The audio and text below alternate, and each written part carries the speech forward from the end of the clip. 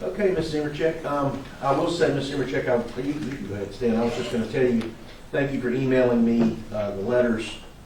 I was able to take a look at each one of them in chambers and read through them, and I certainly appreciate that, being able to have the time to do that. But I'll go ahead and let you begin your presentation. Thank you, Your Honor, and may it please the court. And in an interest of time, I rarely have I come across a sentencing where I've had so much outreach of people wanting to show their support, which is why I sent that packet to Your Honor and the state so that you would have time and that we wouldn't have to waste time reading through all the letters. What I think, Your Honor, was interesting about those letters, not just the sheer volume, but just the diversity from which they came.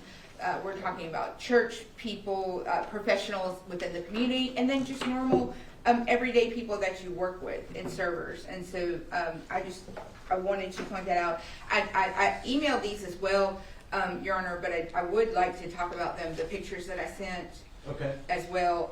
And Your Honor, the first picture was a picture of Chris and Megan right as she was, I'm sorry, I've got Megan on the brain, of Chris and Erica right while she was pregnant with their son. And Your Honor, what was telling about this picture and all of the time that I've spent with the Dontells and getting to know them and getting to know their family is that, Your Honor, you can see in his eyes in that first picture, it's very, his eyes are a little bit clear, a lot different. That was right before this involvement with Miss Jackson occurred.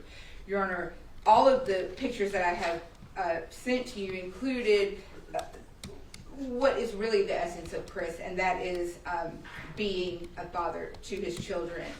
And the picture that after the birth of their children was another picture of Erica and Chris. And Your Honor, the difference between what you can see in Chris's eyes before he got involved with Megan Jackson and after, I think is telling.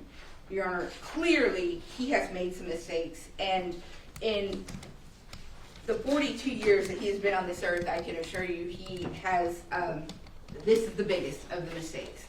And Your Honor, he, just so I don't forget, 1,588 days are the total amount that he has been incarcerated. 1 second on that. Does the state have any objection to that number? Is that what y'all believe is the number? Your Honor, I have not had a chance to calculate it. I typically believe that the Department of Corrections will verify anything. Okay.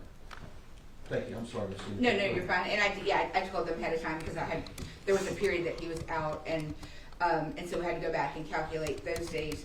Your Honor, he, as you obviously am aware, he was arrested in November 19th of 2020, and that's how long this case has been going on. When I read those letters and listening to Ms.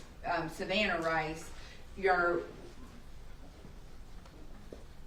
the underlying theme, of course, besides the tragic loss of Mr. Greg Rice, was the frustration of not knowing. And in fact, when Mr. Dontell did accept his responsibility for his part in this, we received a separate email from the family just thanking us for being able to close that door and move forward. And the frustration that I get from the family, and I completely understand in that length of time, goes back to Mr. Dontell being afraid, and rightfully so, of Megan Jackson, but not only for himself, for his family as well. Your Honor, I think it goes without saying, obviously, he had no criminal record prior to this, had never been involved in any problems before. And as you, I know that your law clerk was thorough and did sit through his testimony to hear what exactly he did. And even when they tried to impeach him with a little bit of the change from the plea transcript, it was because, Your Honor, after the plea, he was able to sit down and finally, after being told his family would be given protection, he was finally be able to fill in those extra things that he needed to fill in to really bring this together. And Your Honor, obviously being familiar with the case and the trial, I won't belabor the point, and you certainly read it in the letters, but the impact that Megan had on their lives, as in coming in, really connecting herself to the family and and making it so intertwined with her life, Your Honor, is a reason that that fear was legitimate. I can tell you that I am asking for probation, and I'll tell you why. One of the things that I do when I come to a sentencing is, especially in the different counties, I try to look at other other sentences that have been laid down in situations such as this. Your Honor, most recently I came across the case of Steve Morgan, who had just done 33 months of pretrial as opposed to the 4 years, 4 months and 1 week that Mr. Dontell has been doing. But he was sentenced to a time served with no probation in a case that was a murder case. He was the co-defendant. The body was dumped in the field, testified against the co-defendant. It was State v. Land in August of 22. That person received a time served with no probation. Your Honor, we're asking that the court consider a probationary sentence based on a lot of the arguments that we have been making this whole time, but also when you go back and you look at the trial, the substance of getting the conviction of the person that took the gun, took that 22 and shot it in the locations of Mr. Rice's body that she shot them, it was clear that Megan Jackson had done this, Your Honor, and Mr. Dontell has been in so deep. Your Honor, he has always been employed. He came here from Missouri with his family.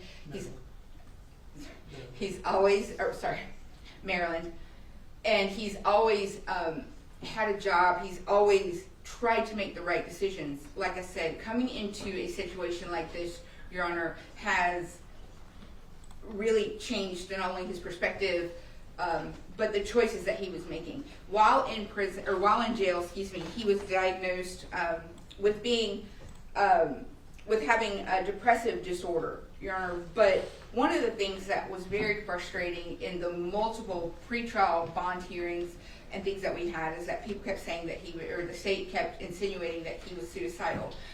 I've gone through all of Mr. Dontell's records.